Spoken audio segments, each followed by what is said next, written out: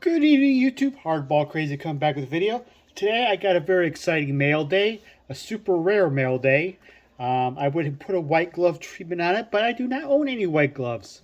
As you see by the title, uh, it's part of my Negro League PC. If you follow my channel, you know I've been trying to collect playing days cards of former Negro League players, at least the more notable ones. The stars, even though they may be lesser common names that the common fan might not know about, but they are stars, and player would be in that category. I concentrate mostly on the guys who like Baseball Reference from 48 to prior, that after the integration, Jackie Robinson and others. The Negro League started to not become really a great league, I guess. Even though the quality of players are still in there, but I collect mostly the 48 prior ones, and I picked up a super rare card. I'm at the point now I have pretty much every Negro Leaguer played in the AL and American League and National League, major leagues. I won't say major leagues because now Negro Leagues are the major leagues.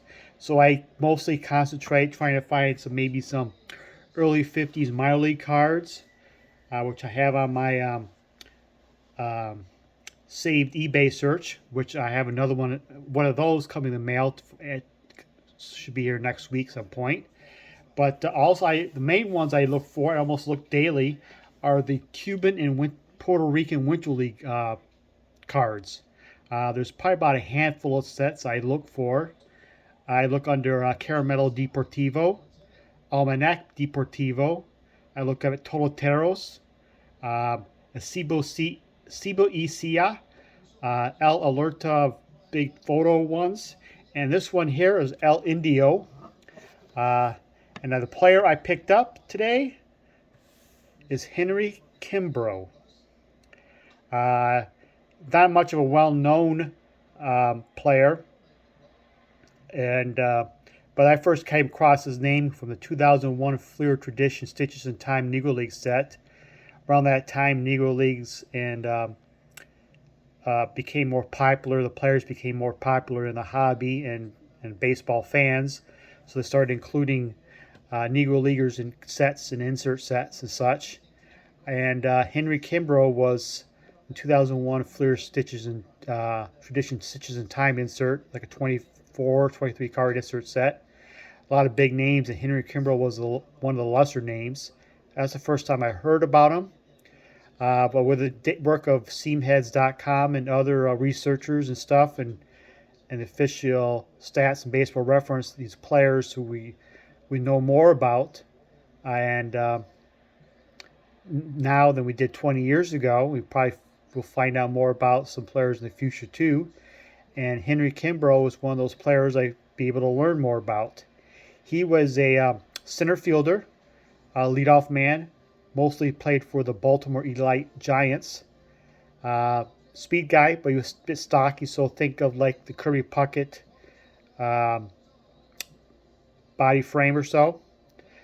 He led the league in several categories. So look at Baseball Reference. He led the league in some runs and 1 year in batting average, some at bats. I think stolen bases 1 year. It's like all over the. He had several years. He won. He led the league in something. Not really one stat. He consistently led the league in. He started 5 All-Star games within the 40s. Uh, East-West All-Star games, Chicago Negro League All-Stars within the 40s, up through 47.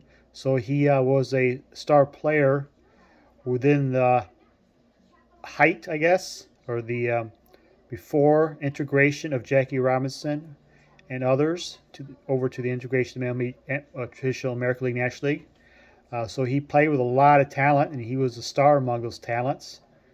So you say, why did he get to hear about him in the major leagues? Well, unlike Jackie Robinson, he was a bit of a loner, and he wasn't willing to turn the other cheek when he got um, had the opportunity, I guess you could say.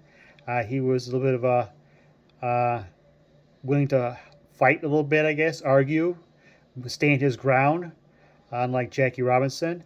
And because of that, he was kind of got the nickname here and there as the Black Ty Cobb. But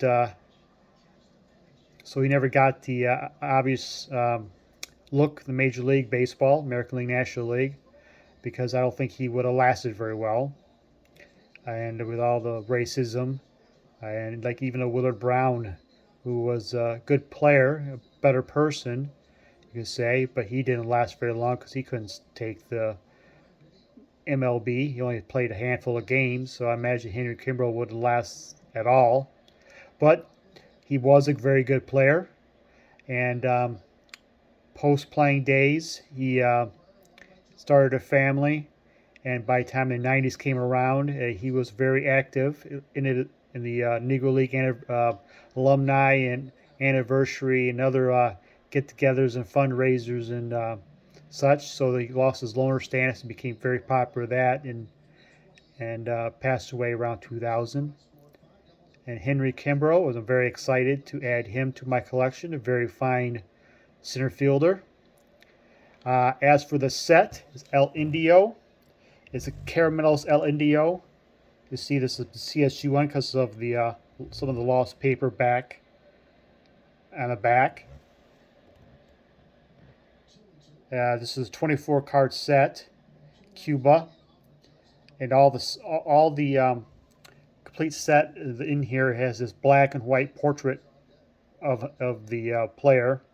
So other notable names within this set is Sam Jethro, Hank Thompson, who both played in the National League. Jethro, of course, was Rookie of the Year. And if you know your Negro League players, Max Manning is in the set. But the most notable player in the set is Monty Irvin, which was his first trading card. I don't want to say rookie card, but his first card he was on the trading card. Monty Irvin, they misspelled the name. This El Indio is a Cuban set. Got it upside down, sorry. Each one has this a little bio on them, little information of the player. Caramelos El Indio, SGC1. Very happy to add this collection. I think I looked under the PSA thing. There's only one PSA Kimbrough card graded. I don't know how many SGC database there is, but I imagine there's only a handful of these cards out there. I got it at a great price, I think. I think these a lot of these players, especially the known players, are Hall of Famers are very pricey, but a lot of these cards have still I think are very scarce and hard to find. I look for many of all the time, and very happy to add this Henry Kimbrough, my first El Indio card in my collection. I was always looking for this Cuban and Puerto Rican Winter League cards. I think they are sneaky great cards to have in your collection because they're so rare, and they have sometimes the best players of the day within the set, even though they may not have never played or very briefly played in the American League and National League. There you have it. This is my very exciting, very rare addition to my PC, my Negro League PC. Like I said, I have one more Negro League Playing Days card coming up next week some point. Happy to have him. Somebody I've been looking for a while. It's early 50s minor league card. Never played in major leagues, but he, like Kimbrough, he was an all-star several times in the Negro Leagues. I'll leave that with that. I'll tell you more about that when I get in the mail, but very excited to add this, and thank you for watching. Have a good night.